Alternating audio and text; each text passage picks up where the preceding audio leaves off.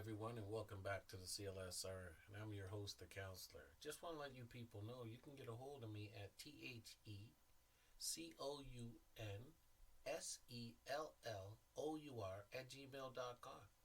That's the counselor at gmail.com. Now, I want to say to all my wonderful listeners out there, let's continue to spread the word like the wise old bird and put your money where your mouth is so we can handle this biz. Take care. Welcome back to the CLSR, and I'm your host, the counselor. Now, we're talking about the Oprah Winfrey, Meghan, and Harry interview. This is part 3.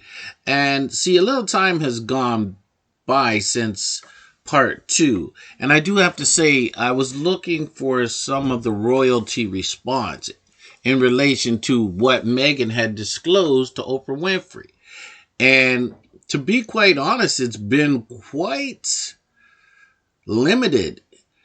The response has been next to nil. The royal family, I think they may have put out one statement, and I think Harry's brother had said simply, we're not racist. So that being said, there's not really been a lot of response. There's been a lot of fallout and negative press, especially on the UK side. I mean, a lot of people have been disappointed, but approximately a week later, I would really have to say that things have really died down. It's not really still the topic of conversation. It's almost if people just shut it down. Now, there could be a lot of reasons for that.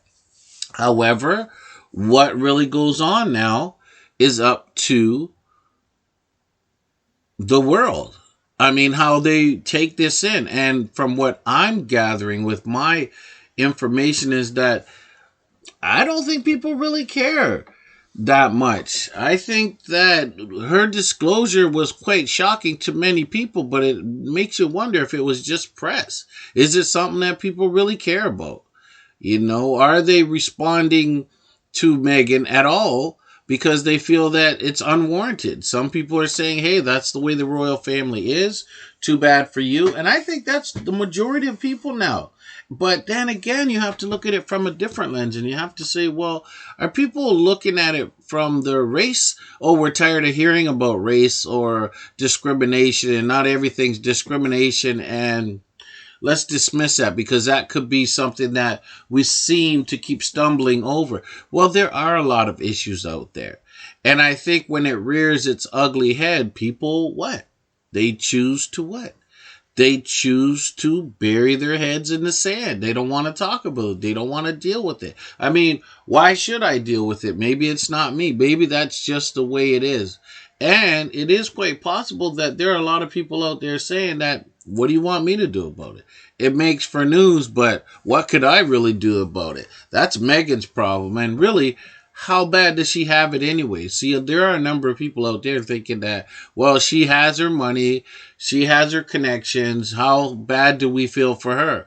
But I think what she was trying to do was let the world know that there are some real injustices, and maybe what we do in our daily lives should really investigate or look into some of our belief systems, some of these hierarchies that are in place and how we look up to them. And maybe we should do some reevaluating, and do some self-evaluation on if we should be looking the other way all the time and accepting the status quo.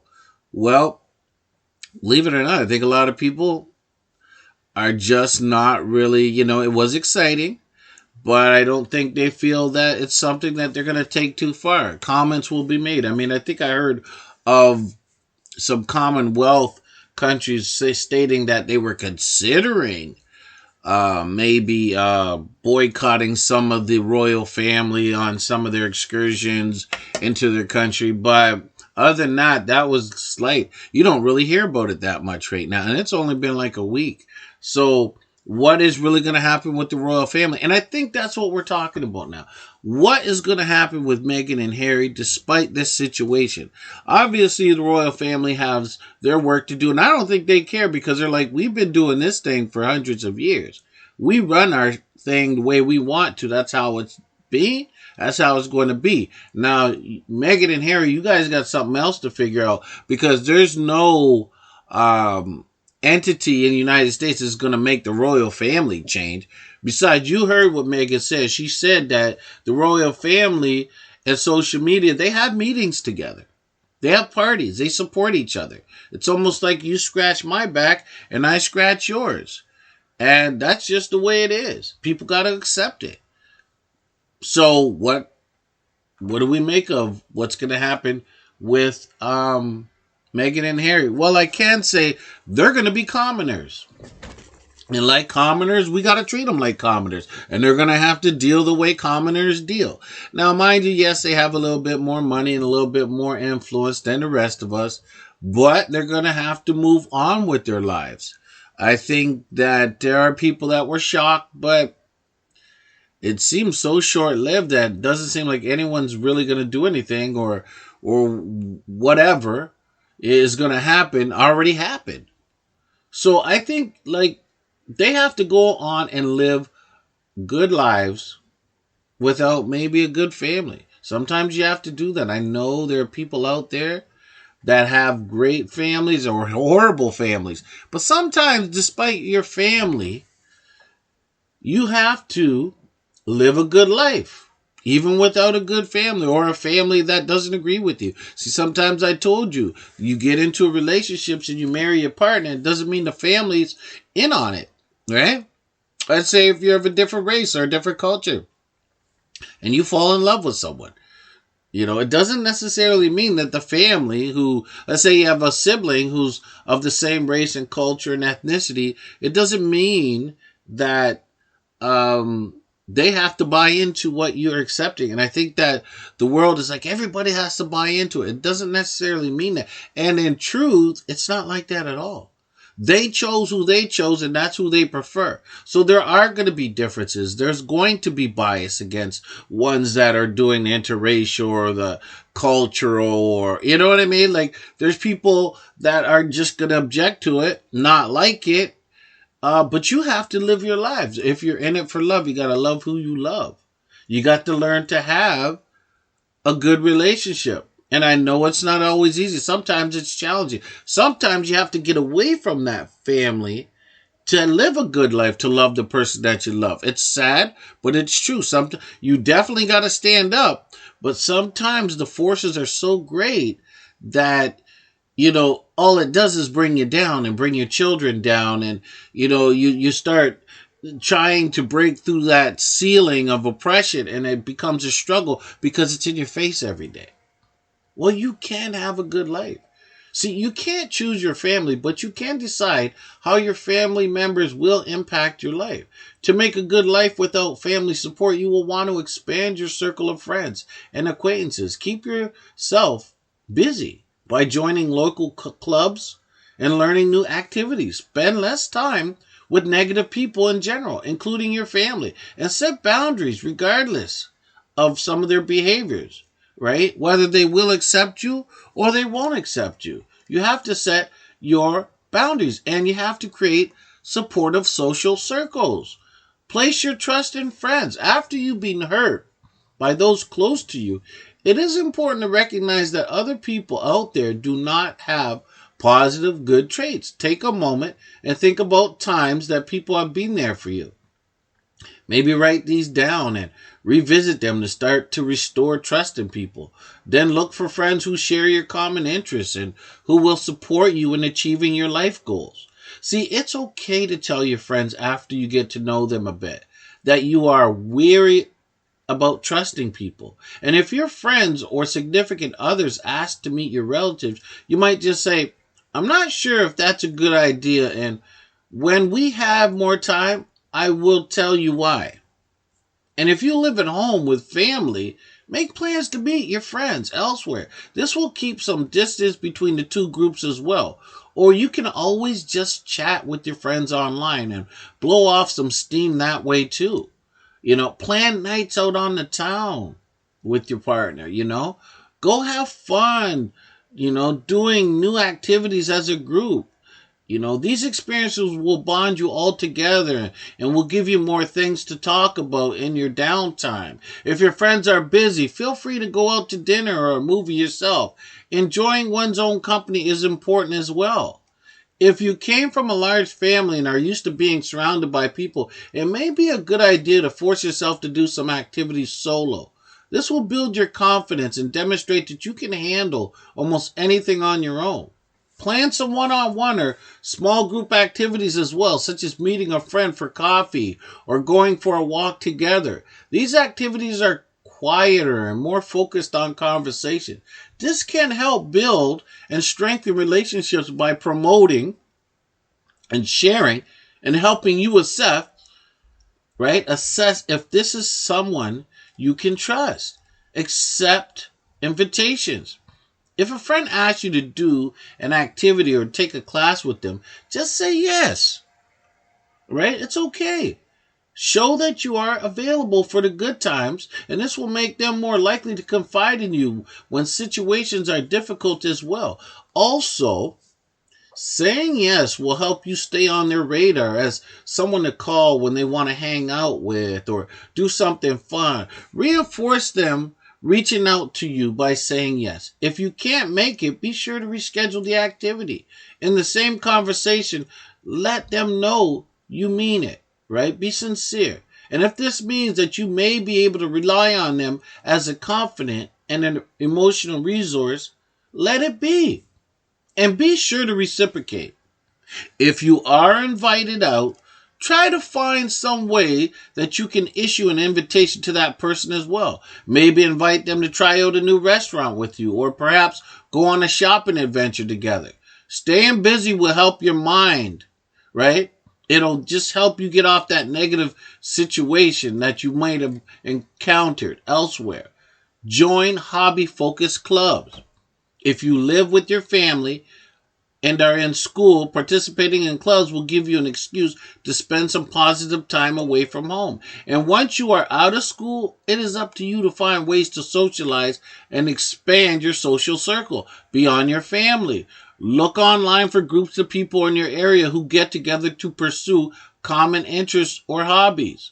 Like, if you love horses, consider joining a riding group at a local stable, or contact your local recreation center to ask about adult intramural sports teams. These types of activities can occur and they can occupy those evenings and weekend hours outside of work. You can also join a local church group for extra support. This has the added benefit of providing a safe space for personal contemplation as well, right? And I always recommend that we invest in ourselves. It's just something good that we can do. Like, take classes to learn something new. I don't mean bog yourself down with lengthy classes. I mean, a lot of us are getting tired of these lengthy classes that go on, and then we're bored to death, right? Like, it has long been known that performing a new task keeps your brain lively and engaged. However, it also benefits your emotional well-being by boosting your confidence and problem-solving abilities. Look online for various adults or senior classes being offered in your area. Or if you are a young adult, consider taking rec classes specifically offered for teens or youth, right? Or for someone your age, if you're a middle-aged person, right? Enrolling in an athletic class such as yoga also has the added benefit of helping your body stay fit and active. Asking for help from more experienced class members is yet another way to expand your social circle beyond family. If you don't think your family will support your new adventures, don't tell them. You're quite vulnerable when trying something new, and you need to hear positive, uplifting comments. If you are young and currently live with your family, you may need to get a part-time job to cover the costs of some of these extra social experiences. This can actually be a good thing. A job can help give you some space and time away from your family and can make friends easily accessible. You know, you can get those co-workers together, work with them and do things, you know. I also am a big proponent of volunteering your time.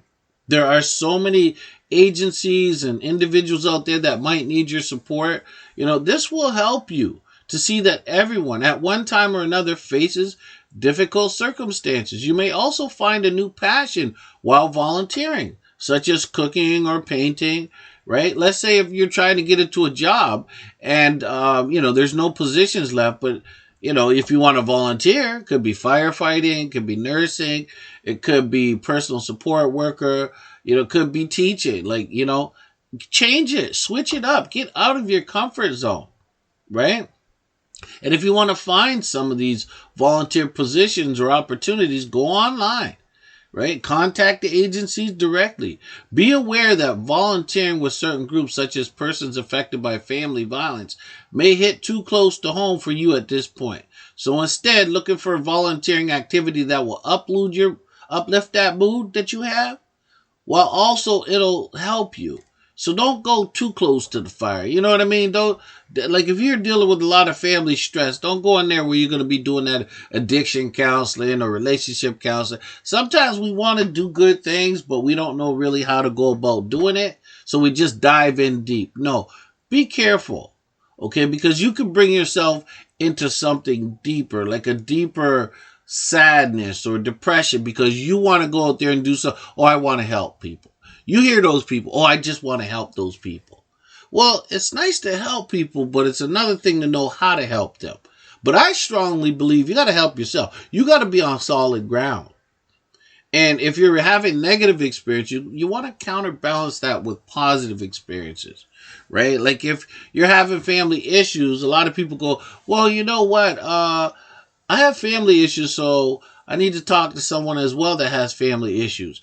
That could be part of it, but the other part could be talking with people who are having functional, productive family relationships. Being around that too could be really great for your self-esteem.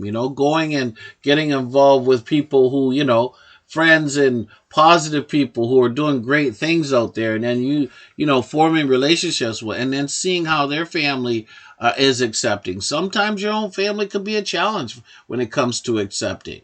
You might find, we all have those friends where have great family, and it's like sometimes you go, oh my God, man, I wish I had that family. Well, you don't necessarily have to have that family, but you can still have positive relationships with that family. Just be mindful of the relationship you have with your friend and his family, right? Make sure there's no conflict in there. But you can still have those positive experiences, right? Break away from that cycle of negativity. Put some distance between you and your relatives if necessary. If you live with your family, try to avoid common areas, such as the living room. If you live away, try to visit your family less often. Space out your phone calls or text responses more and more. Create physical distance from your family by no longer visiting or inviting them over. You only have so much energy to give, and compartmentalizing the negative people in your life provides you with more energy to spend on the positive ones. See, and the funny thing is when we start really doing a breakdown and looking at ourselves, and we say, hey, listen, I've had this friend for many, many years, but they're so negative. Like, I didn't realize until I started looking at, okay, what am I doing? And why am I feeling this way? Or I'm good sometimes, but, it seems like every time I go to do something, they have something negative to say. See, sometimes we're in these relationships so long, we don't recognize the influence our friends may have if it's negative, right? Well, they're my best friends. They've been there for life and this. No, sometimes you have to change it up a little bit and watch them. Sometimes record when do a diary for a week or a month. Talk about some of the events and add a little part in there and how your friends or peers responded. Like if you have a good friend, how do they respond? When you had an idea to improve or take a class or get yourself involved in a group volunteering activity, how supportive was that friend? Because the reason why I say this is because a lot of times when you have these friends over the years, they get so attached to you. And you both become dependent on each other. And through that dependency, right, that person could be afraid to lose you because they might feel, oh, you're joining another group. So that means I get less time. People become very dependent upon each other. They really do. So you have to be careful. That's why don't get stuck in a rut. Okay, or a regular routine it's good to have great friends, but every once in a while change it up, Now, I'm not saying you have to change up all your friends, but, it's okay to add a little different spirit of the friend with a different perspective. And, it's always good to reevaluate things every once in a while. You'll see that you and your friend, and it's so common amongst people who get together. A lot of times, friends have this. It's almost like they become congruent. They start to have the same likes, same friends, like to go to the same places, eat the same food. It's just amazing how this happens. Um, it's just, and if it's like not so negative, then it's okay. But if it becomes daunting and overpowering, and you feel that, hey man, I'm not liking this. I like a little bit more freedom. And see, this is another thing too. Like if you have a friend and you want some freedom, a lot of you are afraid to go for that little bit of freedom because of what? Because of the impact it may have on your friend. You're afraid of how your friend may feel if you ask or go for a little bit of freedom or a little bit of space. And that is quite common. See, a lot of times the decisions that we make, we consider our friends often before we consider ourselves, right? And when we do, you get the handshaker, right? So when you start making other independent decisions, then your friends start looking at you and you start questioning, okay, well, why do I feel this way? Why am I feeling so obligated that I can't make this decision? Or when I do make this decision, I feel guilty. Well, that can happen with friends and family. See, that's why when I'm talking about getting a little separation between friends and family, right? Sometimes if it's negative is what I'm saying. So if it's family and you love your family, I'm not saying get away from them altogether, but sometimes you have to give it a little bit of space, especially if you want things to work out for you independently, or you want to find out who you are as an individual. Because remember, when you have your family around all the time, then a lot of times you get caught up in their wants and needs. And that can be destructive because you do forget who you are. And one of the big things is when you are so immersed in some of this, it's hard to say no. So you're going to have to remember to say no. Part of establishing boundaries is learning what you are and aren't willing to do for certain people. That is one of the hardest things for you. Know it. Look at yourself. You know yourself. That's one of the biggest challenges out there. That word no. We're so accommodating. Because why? Because a lot of it has consequences attached to it. Right? You have a partner. No. And it's just crazy, but a lot of us, yes, I guess, why not? Because then you feel bad that if you don't say yes, you're not being perceived this way, or you might lose. Either way, at the end of it, there's some sort of consequences. So if you must maintain a relationship with someone, you might consider setting up plans yourself, right? The way they occur on your terms, when you're comfortable, and last only for small lengths of time. If your family members ask you to do something that is harmful to well-being in any way, just say nope. Don't feel the need to provide an explanation, as your time is your own to spend. But a lot of us always what? We resort back to explaining why. And see, the moment you start explaining why, they jump in there. See, this is the trick. This is the strategy that so many use. And I'm going to tell you, try this.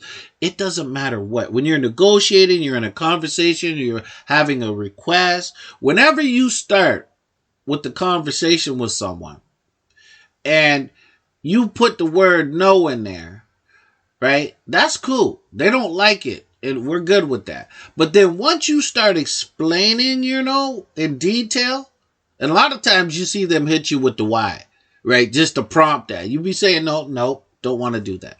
Just don't. But a lot of you break that. You break that barrier and you just go into the explanation. See, that's a mistake, because the moment you break and you start explaining, what do? The first thing they do is they listen to what you say and your explanation, and they take that explanation and they turn it on its head and they back it up and they push it back at you, and you just find yourself desperate. You're just like, why do I even have to explain this? Why do I have to tell them? And it gets you so frustrated. And then you know what? At the end of that mind trap, you go, I just should have said yes. So that's what I'm saying. A lot of times, well, you didn't explain to me why you said no. Well, sometimes I don't want to explain it now. I'll talk to you later, but I just don't want to do it. But that could be some of the hardest thing to do, right? You know what I mean? Don't feel the need to provide an explanation. Just don't. But we're trapped into doing that. Of course, if you live with your parents, you are more subject to their rules and requests. So choose carefully when saying no, and your response will hopefully be taken much more seriously. But you can't say no. Sometimes you don't like it. Sometimes you have to realize there's consequences with it. And as long as you can handle those consequences, boom. You know what I mean? Sometimes you got to realize that there's consequences that I'm willing to take. I'll do it. So take classes in parenting if you really need to, right? If you are worried about what kind of family life you might create as a parent, because a lot of us know that, right? You heard that saying, apple doesn't fall too far from the tree. You know what I'm talking about. Sometimes we get worried. And one of the things that we don't do is work on ourselves. So if we see that family member is like, oh my God, they've got this really strict way of doing things. That's not what I believe at all. I don't know. I've grown into my own person. We're just not on the same page, and I don't like some of that behavior. Well, go out there and learn to educate yourself on some parenting, right? Certain things that, you could avoid some of those behaviors, and you can do it through learned behavior, right? Think about it, right? Like if you're worried about the kind of family life, think about educating yourself to alleviate some of those fears. How to parent, how to take care of children. The instructors there will more than likely help you, right? They'll try to steer you away from the negative family cycle, right? And to ensure that it doesn't have to repeat itself. And they will give you some tools to understand what parental actions are beneficial and which are harmful. And when you get that light in your head, you might go, that wasn't good for me. And yes, I stood up. It hurt them, but I had to. It's me. It's my identity. I just didn't feel it. Right? And if anything, they're going to give you things to think about. You can find a parenting class by contacting a local hospital, get a hold of your doctor, go online. There's all kinds of topics out there. Family relations, risk management, resiliency, learning about these things, learning who you are. You can still have a great life. And I'm not saying give family away, but sometimes you got to separate, right? You got to understand. You might have been dealing with family that's been on this earth 50, 60 years, and they've got their opinions set. See, they only know what they know. They haven't changed with the generation. Some do, some don't. But if they haven't, you're going to pay the consequences if you don't give a little bit of space, especially if you don't know how to assert yourself and say what's up. Right? And I always, because the counselor is a counselor. The counselor, all right? The counselor is saying, and I will always say, because we always need to look at ourselves, and there's always room for improvement. Visit a counselor. If you're in a school, you can go to the school counselor, and it's usually free of charge. If you have a family physician, right? Sometimes it's just helpful to have an unbiased person listen to your concerns. Or if you are concerned about modeling your relationship, right, that your parents have been put on you, you may want to investigate relationship counseling. You can meet with the counselor as little as often as you like. People get scared of that, right? People say, oh, you need a counselor. Well, there's nothing wrong with me. Well, wait a minute. We're so afraid to say there's something wrong with you. Something wrong with you doesn't mean to be permanent. Something means something's going on with me. Or something, I don't like what's happening to me. right? All this denial and what's wrong? We're so worried about being judged, we ain't taking care of ourselves. We're so worried about, oh, what the next person's gonna think, or if I go to a counselor, or even if your family members say, well, you need to go to counseling, something's wrong with you. Well, yeah, you could go to counseling. Try not to do it just because they say it, but they might need to go to counseling too. But my point is, as a society, we have to learn to accept that things are happening to us on a regular basis.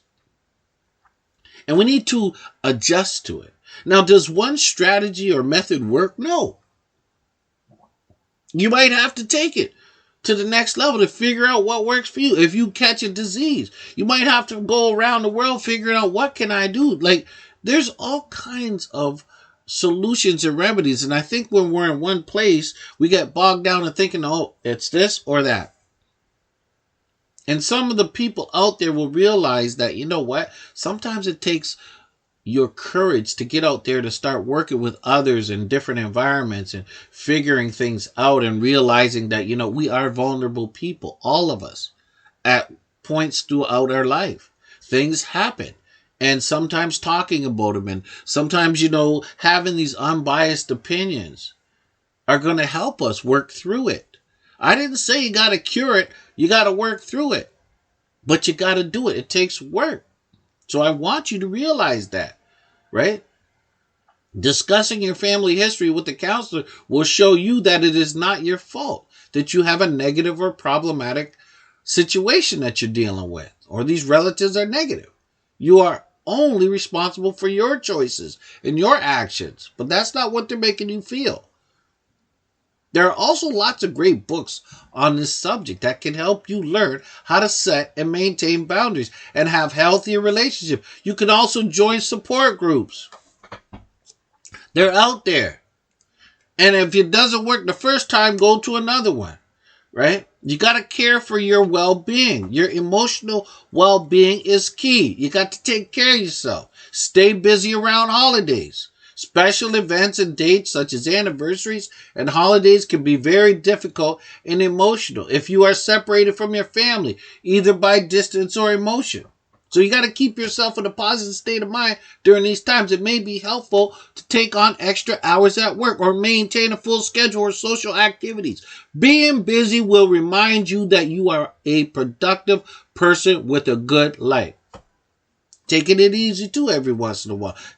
Hey, taking care of yourself. If your co-workers or friends learn that you will be alone over the holidays, they might invite you to spend some time with their family. Carefully consider your emotions before you accept this offer, as it may trigger negative feelings for you, such as jealousy. You might be around there to see how people are functioning. You got the functioning and you got the dysfunction, but you've been dealing with the dysfunctioning. You're seeing the functioning. Right? Just make sure you're cool with that. No, I might need this break. I want to be around people where we're not arguing every time we sit down, or somebody got something to say, or somebody's choking and joking and making these hidden jokes behind my back, or got something to say, or I just can't. Sometimes you need a break from that. Or I don't want to be around that. I'm just not ready to break now. I need to just chill. And that's okay. If you live with your family, you might arrange to spend part of the holidays at a friend's house, enjoying their celebration. Make these plans well in advance, and if getting to your friend requires a bit of traveling, you can afford to do that. That's even better. If you have places to go once in a while, just make sure you're not running from stuff, right? Learn to deal with your stuff. Getting away isn't running, but if you get away too long, you're running. You're gone. Shoot, don't do it. Take care of yourself, and you can do it. Recognize that some days will be tough. They will be. Whenever you are dealing with personal conflicts, certain days will be better than others. Try to assess your state of mind on a weekly and not a daily basis. That daily doesn't even work half the time, right? Try weekly basis or whatever. Don't be on it because once we get into it too deep, every day we get bored real quick and we just break our back. We're humans. We're not machines. So when I mean weekly, take your time. Do it right. Just check your stuff out. Give yourself some space and some time to process. See, we're living in 2020 and there's so much going on all the time. We need time to process. We need time to do things. And if you don't feel like doing it, don't do it. And if you need to do it, get it done. But processing is something we're not doing enough of. We're just reacting and we're getting into things. We're responding sometimes inappropriately because we're not taking time out to think. When somebody says something that you don't like, even in the family, how many of you are stuck? You're dumbfounded. And then you're on your way home and you're hurt. They said something, you're upset, and you're thinking to yourself, you know what? I don't like it. I wish I would have said that. You know what I'm talking about. But you had time to process on your way home. So then you come up with something and you're just like, I can't say that now, because it's always better to give it some time to process. I say whenever you get into a conflict with somebody, give it 2 days. Somebody calls you the N-word, give it 2 days. You know what I mean? And then think about it. I know it's hard to do because a lot of times we think we got to respond. Somebody calls you dirty. They call you fat. They call you stinky. Right? You have choices, because honestly, sometimes when you give it a break, it's not just about you giving it a break. It's about proper decisions. But honestly, people process. When you think you're processing, they're processing too. Right? And we forget them a lot of times when it comes to this. Like, let's say somebody calls you a dirty, nasty, stinky, lazy name, and then you're sitting up there, yeah, and you just go right back. And then all that happens is we're slinging mud back and forth.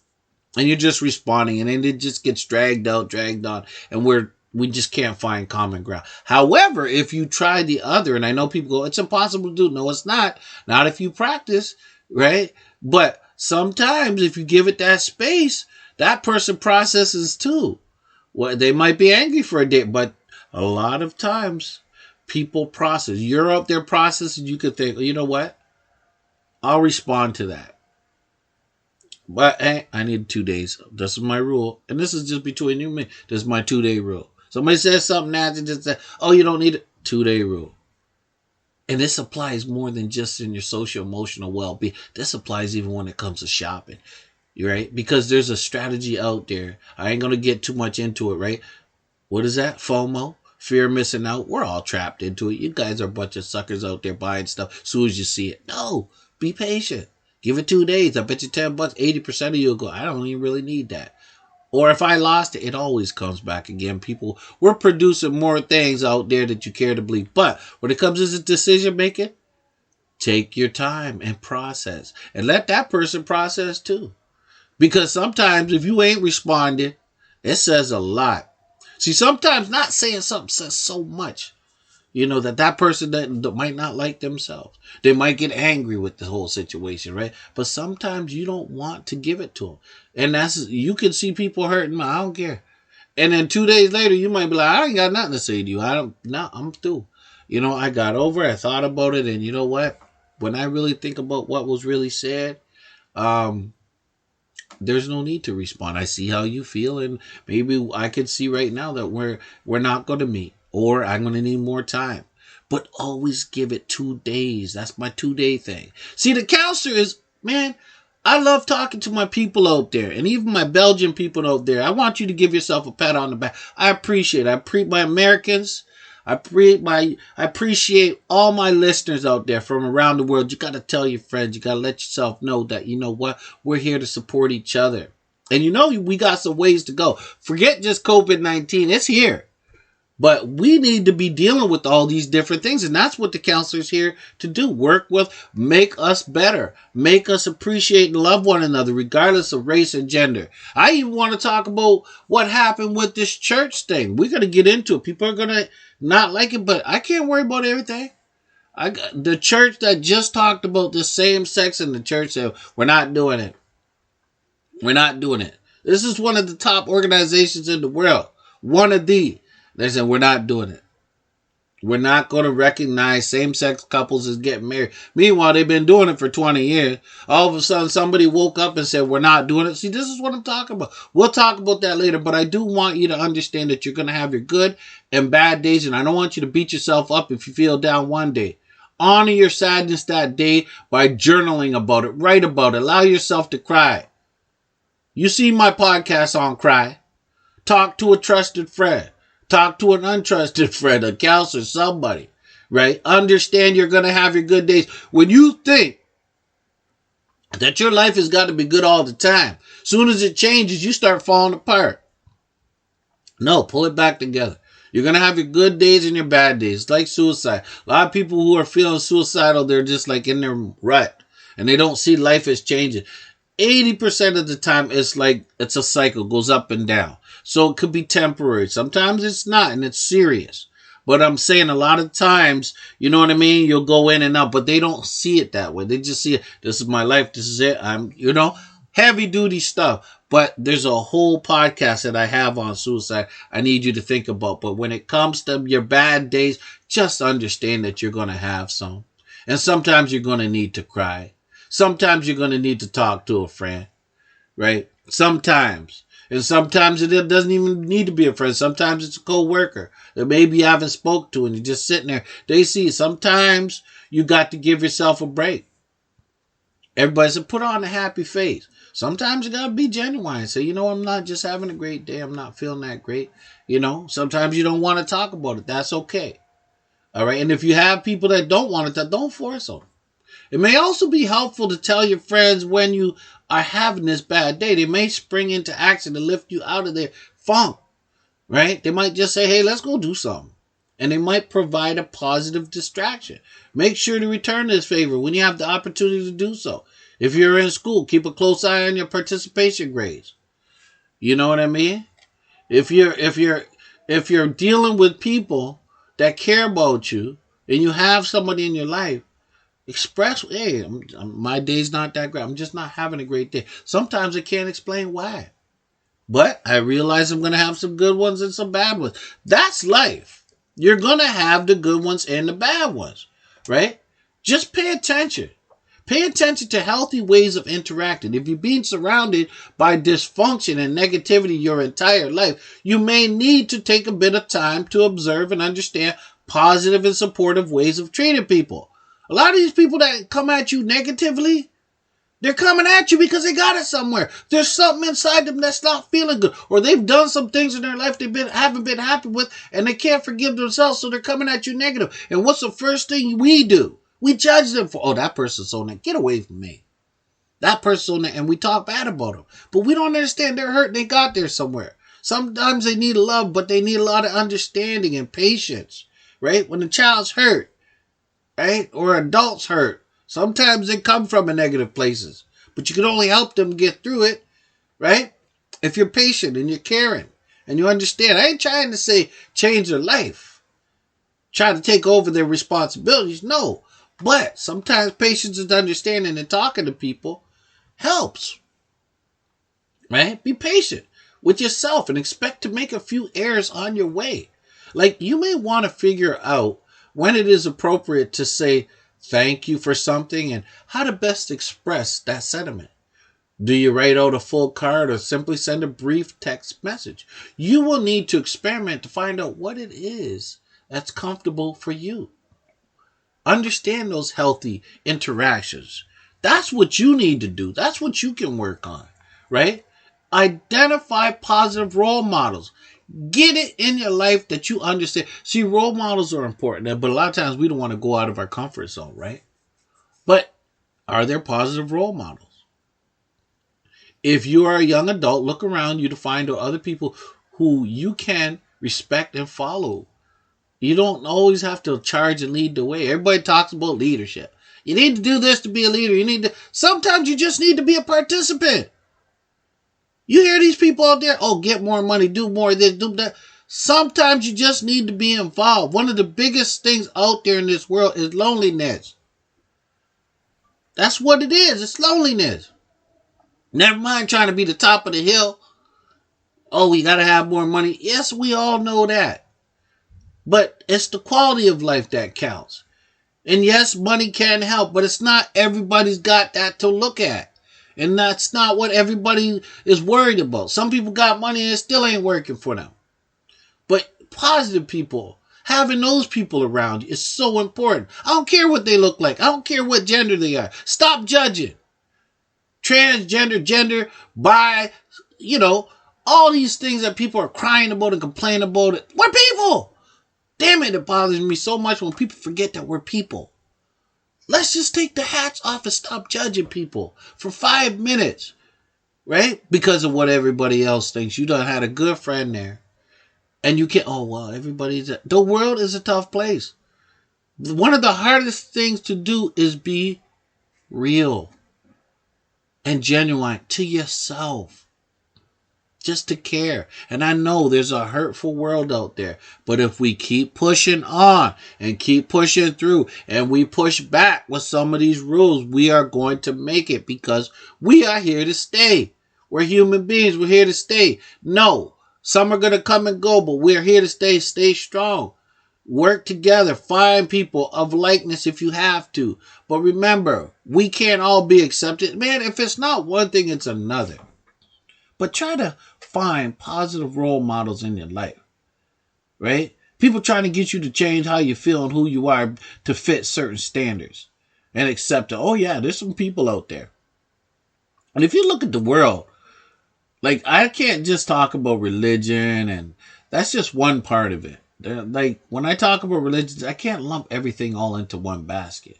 But what I can say is that we are going to have a little talk about that. But I do know one thing. Trying to keep positive people in your life and find them and being positive yourself, like spreading that positivity, just caring a little bit and, saying something good every once in a while. Tell people you care about them. They don't got to be their mama. Just talk to people or help them a little bit. Sometimes you ain't got to be to help people. Sometimes you could just see a situation and you're just like, no, I can do that. They don't need to know who I am. That's a selfless act, but I could do that. I don't, some people are out there. I could do that. I need to do that. When you do that, you're better. You feel better inside your heart, your mind, right? When you just do a little bit for people, when you care. A lot of times it sounds like these people out there trying to make your life better. They really are rich people. There are a lot of wealthy people trying to make your life better. But a lot of times it's a get rich scheme that we don't fall for. But we're just like, it's it worked for you, but it doesn't work for me. That's not it. They realize that they can't grow unless you're on their flow, right? So what I'm saying is, it's not just the go-getters and the people who are trying to talk you into the better life. It's positive people who are genuine. Ones you can relate to, not ones that you're trying to pay for, half these programs out there. Find positive people, and you can find them. Sometimes you got to do positive things yourself, right? And repeat positive mantras on a daily basis if you can. When you first wake up each morning, whisper a simple positive phrase to yourself. You might say, today is going to be a good day, or you will do great things today, or just keep it memorable. Mix it up when the phrase loses its punch of effectiveness, Today, I'm going to do this. I want to do something good today. Right? I'm going to do something good today. Not, I'm waiting for something great to happen today. Because you do that and something good don't happen, you're just, oh my God. And then you get blown away. No. Take some responsibility and accountability. Say, I'm going to do something nice today. Right? And then when you do something nice, don't always look for the response. Oh, you know what? I did something nice and you didn't do something bad. And then your whole day's ruined. Stop it. Do something good, even if it's once a week. Just say it to yourself. Keep it positive. That's all I'm saying. At the end of the day, you are your own best cheerleader. Figure out a way to keep yourself on the positive track, whether it be through repeating mantras or practicing deep breathing, right? Journaling positive affirmations or reviewing these can be quite helpful, as well as keeping positive phrases posted to the place you see often, such as your mirror or your computer monitor, you know what I mean? Or, when you have, I thought it was so interesting. And I got to tell you people this. I remember I had a bunch of young people, and I put together these beautiful papers, and I gave each person these beautiful, colorful papers, blank as far as writing or text, but they were just creative. Everyone was different. So there was about 20 of these young people, and I gave them each one, and I said, you know what I want you to do? I want you to put a positive adjective. Put your name at the top, and we're going to pass this paper around, and everybody's going to write a positive adjective about that person. And we did that, and it just circulated amongst, and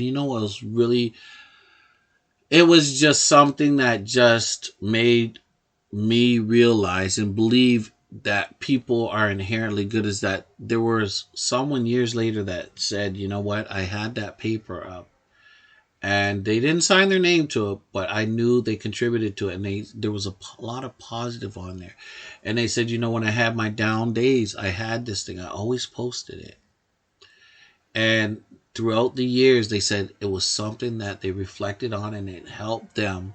You know, it just gave them reminders and encouragement, and then they just thought that activity got passed on through their thoughts and their actions. You know what I mean? Because they felt so good, and just that little thing impacted them in such a great way that I thought, you know, it's just a little thing sometimes we do, right? It's just little ideas and um, just suggestions, and it's so important to let people know that they're being acknowledged and to give them the feeling of confidence, because there's so many things out there that can break your confidence, right? Because we are living in judgmental societies, right? That's where a lot of our problems is. We're judging each other too often, too harshly. We forget we're human beings. We so, oh, where are you from? Right? Oh, I'm from there. Oh, okay. Oh, you're from there. Or if you're from another place that they don't like, they got something else to say. It's too much. So sometimes you got to bring that positive in your life. And sometimes you can write some positive things that you've accomplished, you know, and put it up there and you stick to it. If you have it in your diary, hey, I'm happy. I helped my uncle, you know, his last days are coming. I was there for him. You know, that's beautiful. You write that in there. No one could take this stuff away from you, right? No one. No. No one can take these things. So just be yourself and focus your best self on the future. If things aren't so great right now, start looking at how they can be better. And if your situation seems dire, start going, okay, what can I do to change it or make it better? Or, you know, do I need to get some support to change my situation? Or what is going to happen to me? Right? Focus on the future. You can't control the past, but you can shape your future. Sit down and make a list of immediate and distant goals for your personal and professional life. Post a list somewhere visible, like on the wall in your room, and celebrate each time you accomplish anything. You know, and even if you only accomplish one thing in a year, that's all right. Celebrate it. Mark it off. Right? You did something good. And you know what? You're doing things, right? A personal goal might be to hit the gym at least 3 times a week. If you did that for even a year, you're like, yeah, I've been doing that. Even 6 months, hey, I've been doing it. I feel great, you know? If you want to watch the movie of the week and, you know, revel on your downtime, you know, hey, I took time out for myself this week. I had so much to do. I actually accomplished it, and I took it out for myself. And you know what? I'm feeling great about it. You know, I realize, and this other one too, you know, the procrastinator, that's a big one too, right? Like when you have assignments to do or work to do, and you know, we beat ourselves up because we're like, oh my goodness, I'm such a procrastinator. Where do I get? I hate it. Well, that's because we always got something to do. And if it's okay, if you accept yourself and go, look, I am a procrastinator, it's not a bad thing. It's actually a great thing sometimes, because if you realize there's always something to do, you know, and then the truth is, if you're being honest with yourself, you don't want to do it. That's honest. So if you know you are a procrastinator, look, I am a procrastinator. I'll try and put these things together and then I'll work on it. But the funny thing is, most of you procrastinators, don't beat yourself up, because you know what? You will get it done. And if you don't get it done, that's okay too. The world's not going to end, you know. That's why there's extensions. That's why you got to talk. You might have bosses that are, sometimes you got to just realize who you are and work with it. Stop trying to change yourself 360. Go, yeah, I do. I don't know what it is. If it's anxiety, I got to work on it. But try to make some positive change, but accept yourself. Accept there's nothing perfect out there. There's just nothing perfect out there. There's just us as a human race, and we can't forget it. I think too many of us, we're caught up in the hype. So, I mean, the counselor has talked about a lot of things, and I think it's important for us to try to keep focusing on something positive. And I do want you to say, I want people to also support me so that I can support you. And I mean, go to the CLSR.myshopify com and get yourself some gear. Let them know you're here. You know what I mean? Represent. Somebody asks you, hey, is this guy, he's trying to make sure that we're together, like we're working things out and we're going to have our good and bad days and we got to talk about all different types of things that come up. And it's okay, right? But hey, I appreciate my listeners and I want you to be like the wise old bird and spread the word. And we're going to talk because there's so many things that we're going to talk about. And thank you for listening and take care of yourself, people. I really do want you to take care of yourself and take care of that person next to you and spread that word, okay? Think about it. Be a better person if you can be, right? That's what it is. Be a better person if you can be a better person. All right, take care.